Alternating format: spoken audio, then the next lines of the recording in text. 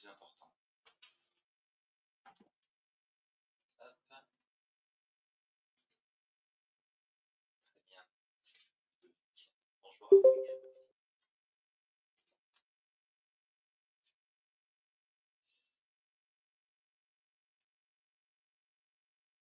On sent que il y a eu un petit redémarrage parce qu'on est un petit peu moins nombreux que les autres fois, donc les gens doivent être un petit peu occupés à d'autres occupations. Je vous envoie le lien systématiquement de l'enregistrement vidéo. Sachez pour vos collègues ou ceux qui, parmi votre entourage, qui n'ont pas pu participer et qui souhaitent revoir les sessions, que tous les enregistrements qui ont été faits précédemment, les 8 premiers, et ce 9e là, sont disponibles directement dans le forum. Il y a une rubrique dédiée au Happy Hour pour pouvoir avoir cette review de ces moments-là. Bon, je vous propose qu'on démarre. Alors, comme d'habitude, bonne pratique dans ce moment-là. N'hésitez pas à poser des questions dans le chat. On coupe le micro pour que ce soit agréable pour tout le monde. Et puis on va y aller. Donc là, on va parler des catégories visuelles, que sont la possibilité en fait d'attribuer des catégories, des éléments au sein même du visuel. Alors, on va laisser, c'est dans la partie catalogue. Dans la partie catalogue, dans les éléments images, on est toujours sur notre base de test, et dans l'élément image, on a donc notre image bien évidemment, ça on a vu le traitement des résolutions. Pour mémoire, les notions d'image, on va pouvoir gérer, on va visualiser un certain nombre d'informations avec le nom, la résolution, des éléments d'audit, les éléments pour dire si ces données-là sont présentées ou pas, présentes ou pas dans certaines éditions. Mais ce qui va nous intéresser aujourd'hui, c'est la notion de catégorie.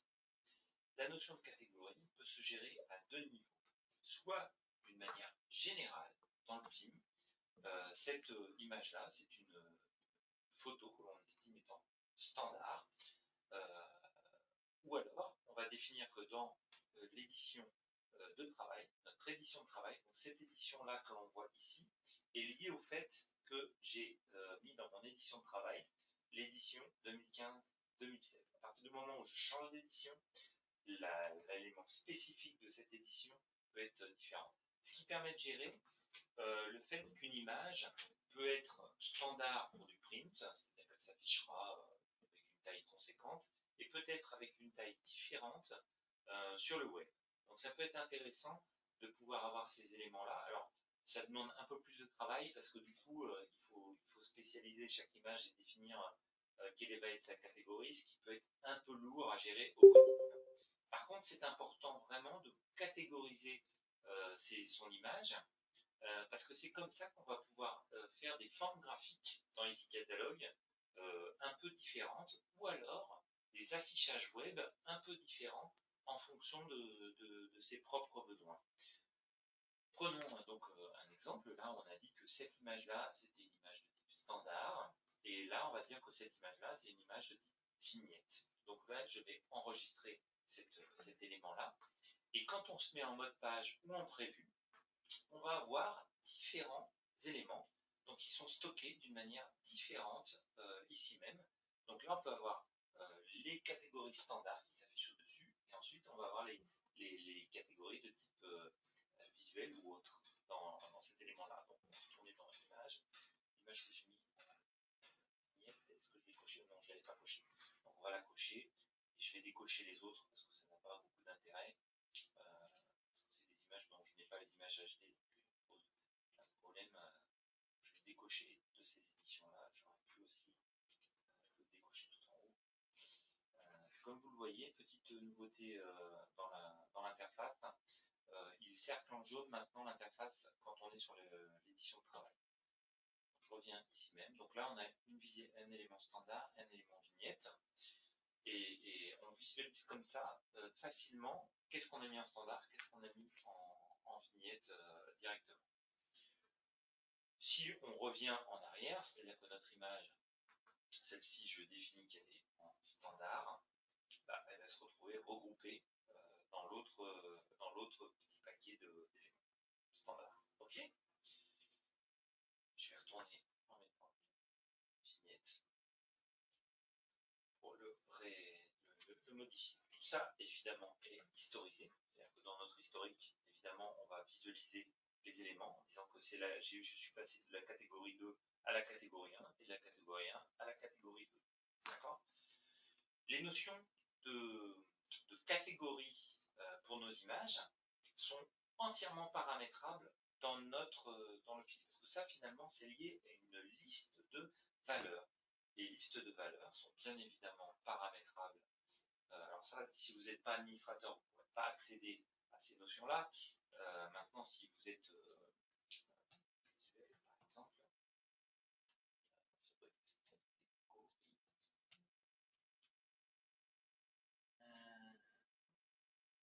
Les catégories. Bon, il y en a beaucoup. C'est pas comme ça. L'image, peut-être.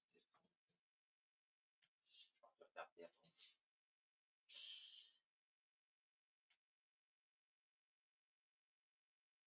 Format d'image. Non, c'était pas. Oh, je suis désolé.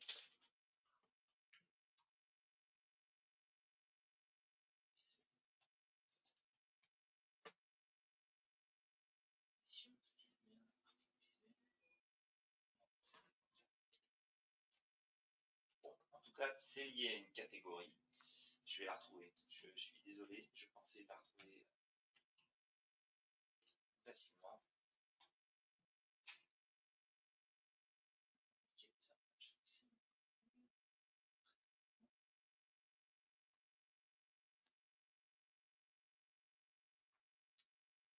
Bon, j'arrive pas à retrouver l'information de cet élément de catégorie, mais c'est un élément d'une liste de valeurs, tout simplement, qu'on va retrouver également. Alors, on peut voir également les catégories de visuels dans le paramétrage.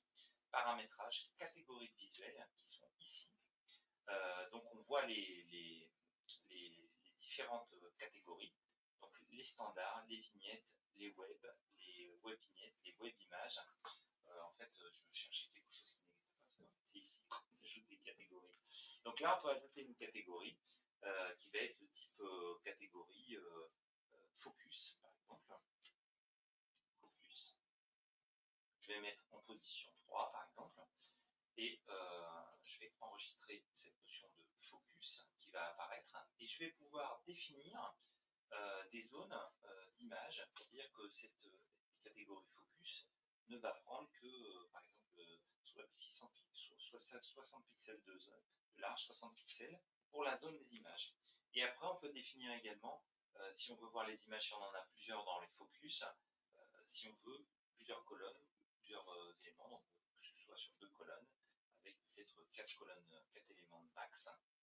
Et on peut définir une taille max d'un visuel à l'intérieur de cette zone. Donc, si on définit 30 par exemple, même si j'ai 60 de large pour la zone totale des éléments de type focus, ça va me prendre que la moitié de l'espace disponible. Si je mets rien, il va prendre l'espace max qu'on lui aura attribué. Donc là, par exemple, pour cette image-là, ben, ça me prend. Là, j'ai essayé avec 4 visuels, mais je peux essayer avec 2 visuels pour voir l'aperçu que ça donne. Donc là, on voit pas très bien parce que c'est des images un peu virtuelles. Parce que c'était pour la partie.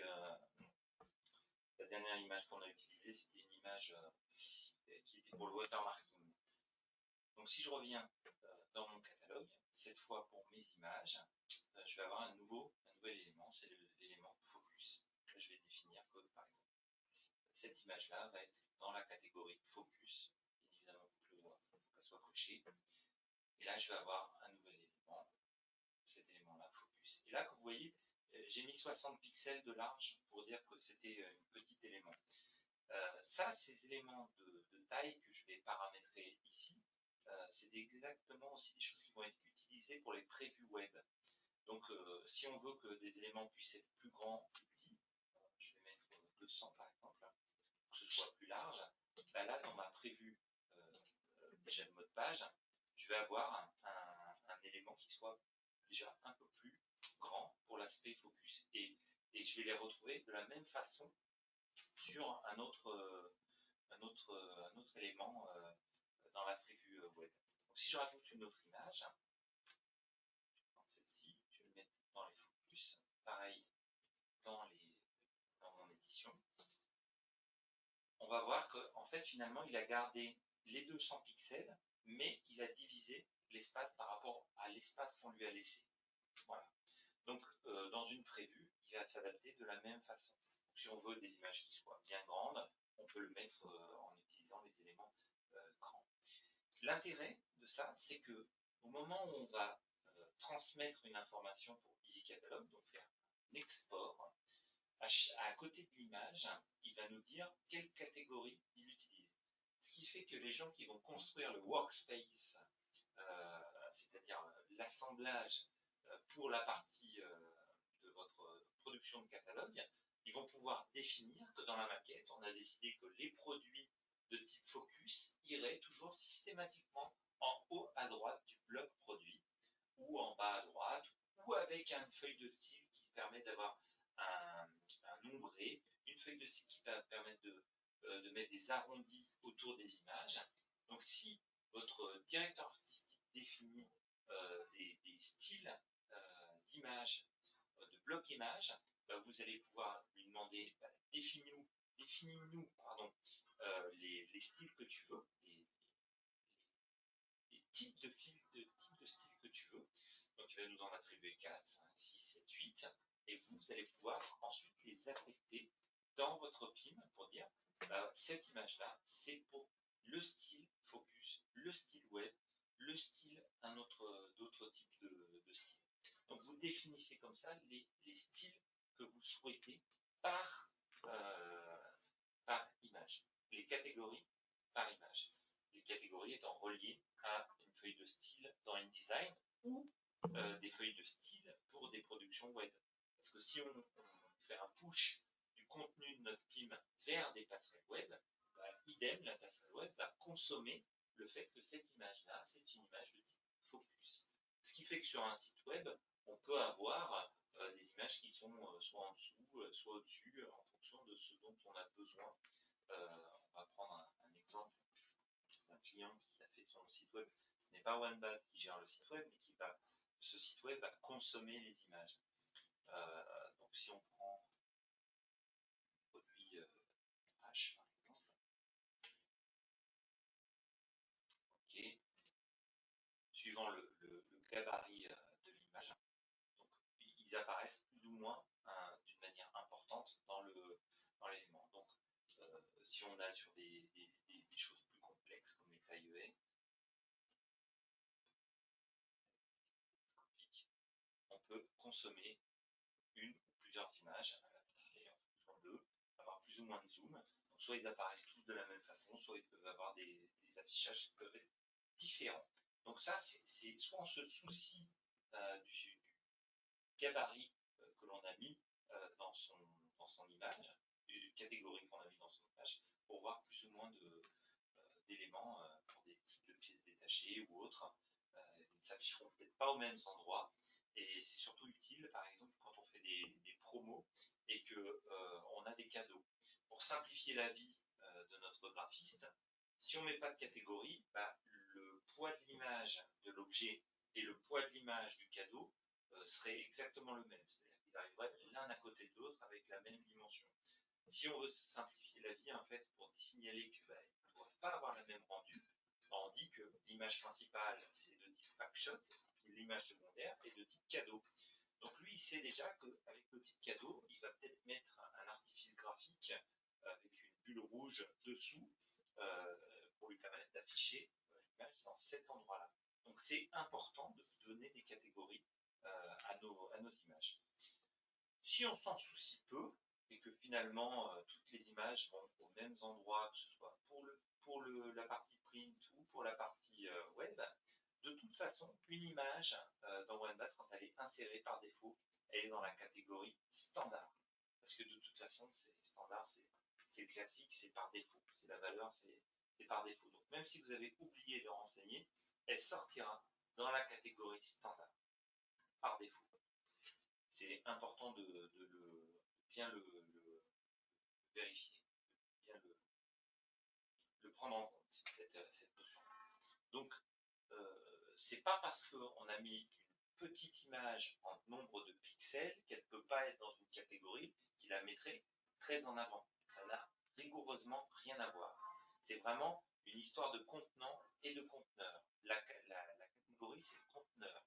J'ai décidé que standard, c'était un bloc qui ferait 10 cm par 10 cm. Et le contenant, c'est mon image. Et effectivement, mon image, si elle fait 8 cm par 8 cm, InDesign va l'agrandir et donc déformer ces pixels et peut faire avoir un rendu qui peut être un peu trouble, un peu flou de l'élément. Donc, il faut quand même qu'il y ait une forme de bon sens à mettre des images de grande taille dans des catégories qui acceptent, qui vont être mis en valeur de plus important. Si finalement vous avez le message qui vous dit attention, cette image n'est pas de très bonne résolution, mais qu'on le met dans la catégorie vignette, c'est-à-dire que dans le catalogue elle va faire 1 cm par 1 cm, finalement c'est pas très grave. Par contre, si on a cette information-là, mais qu'on veut le mettre dans la catégorie standard qui fait une demi-page, on va avoir un problème. Donc c'est là où c'est important d'avoir un discernement dans cet élément-là. Voilà, dans la partie catégorie, cette notion de catégorie est uniquement disponible dans l'onglet catalogue. C'est-à-dire que on ne le prend pas en compte dans la partie pré-ref. C'est vraiment une notion de publication. Donc on veut une publication web, une publication print. Et là, c'est dans cette notion-là où on va pouvoir gérer cette notion de catégorie d'image. On va retourner un petit peu dans cette notion de catégorie visuelle qui se trouve ici. On va pouvoir gérer l'ordre de catégories. Donc, bien évidemment, mettez en premier les catégories qui seraient susceptibles d'être utilisées le plus souvent au quotidien. On va revenir sur notre exemple qui est ici. La standard, on ne peut pas y toucher, c'est la valeur par défaut de OneBase, on ne peut plus la modifier. Et là, vous pouvez modifier, comme vous le souhaitez, ses longueurs et ses largeurs de zone pour avoir un rendu plus ou moins important qui peut être intéressant pour les prévus ou pour le mode page. Donc c'est comme ça que vous vous rendez compte s'il y a une problématique ou pas à ce niveau-là. Ce que je vous propose, c'est peut-être de faire un export pour voir dans l'export où se trouve cette notion de catégorie. Donc, on peut faire un export en utilisant un certain nombre de produits. Alors, j'ai pas fait attention quel était l'ID produit de cet objet-là. On ne va pas faire un export sur la totalité, on va faire l'export uniquement pour l'ID produit numéro 10. Très bien. Donc, je vais dans Données, Export. C'est un export de type produit, bien évidemment. Nouvel export. Et là, je vais dire que je veux, par rapport à cette édition-là, pas forcément mettre là, je vais mettre l'ID produit 10 pour que ce soit plus simple. Je vais définir un modèle d'export, lié à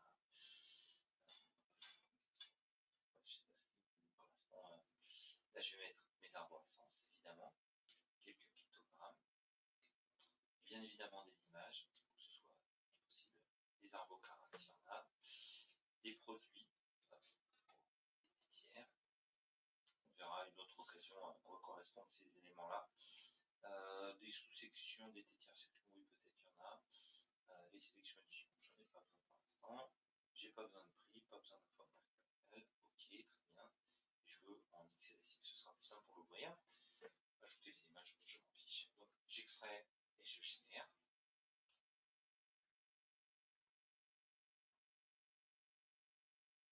Voilà. Il nous a fait un fichier avec 5 lignes parce qu'il y a 5 références qui ont été sélectionnées dans cette édition-là.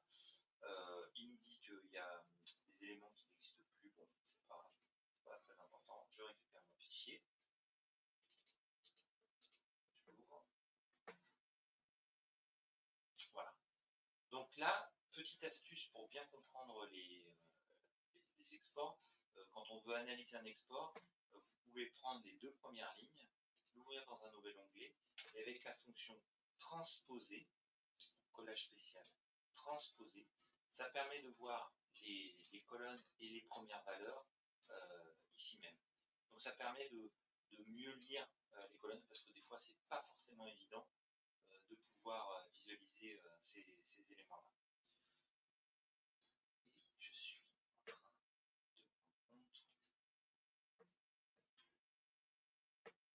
que je n'ai pas dû mettre, j'ai oublié de cliquer sur le bouton exporter les catégories visuelles, parce qu'en fait je vois qu'il n'y a pas l'information de l'élément. Excusez-moi, donc je reprends. Il faut cliquer sur exporter les catégories visuelles parce que c'est important de le prendre en compte. Je redémarre. Décidément,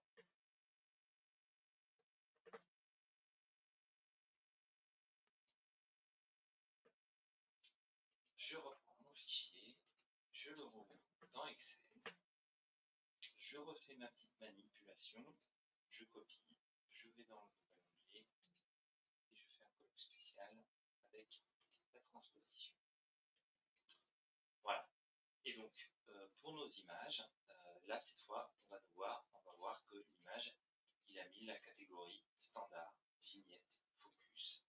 Alors, ce n'est pas par défaut, il n'extrait pas les infos par défaut, parce que dans plein de cas, les clients n'utilisent pas ces catégories-là pour leur site web, parce que des fois, le site web est né avant le PIM, et le site web n'a pas prévu les catégories, donc ils s'en fichent un peu.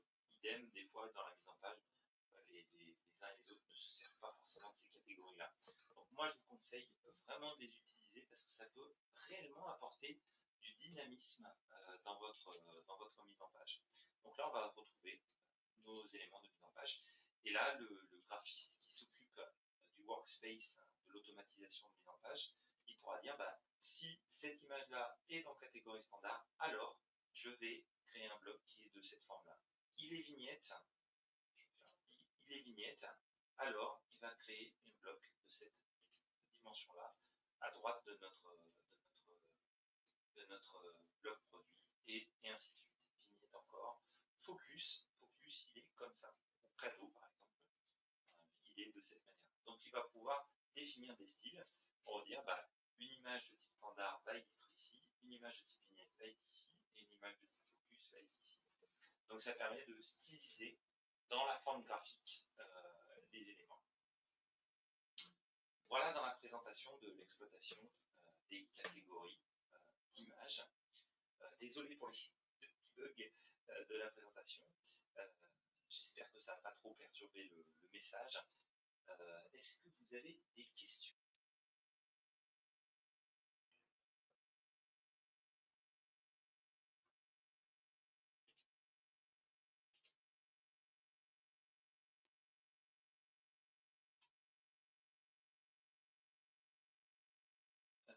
Est-ce que quelqu'un a une question particulière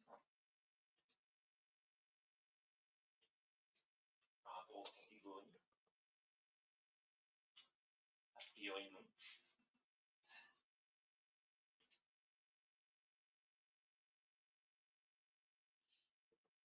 Voilà, je vous ai fait découvrir la fonctionnalité des catégories d'images. Après, il faut que le directeur artistique de l'enseigne s'approprie ce concept-là. Il faut surtout aussi lui présenter au chef de marché et au chef de produit pour leur dire, si tu veux que cette image soit mise en valeur ou qu'un accessoire soit systématiquement présenté avec le produit, je pense à l'image du casque avec sa jugulaire. Si on veut faire une focus sur la jugulaire, il faut pouvoir donner l'information au graphiste que c'est pas une image comme les autres. Je ne veux pas que la jugulaire soit affichée de la même façon que le casque. Je veux qu'elle soit mise en focus, peut-être avec un style loop ou autre chose qui permettrait de bien voir les éléments. Donc ça permet vraiment d'avoir une sensibilité plus fine pour ces informations-là. Ça demande un petit peu plus de travail et ça simplifie grandement le flux de pré-presse à la fin, et voire même ça dynamise les aspects web lorsqu'on a besoin sur un PrestaShop ou sur d'autres outils de présenter des alternatives de mission de nos produits.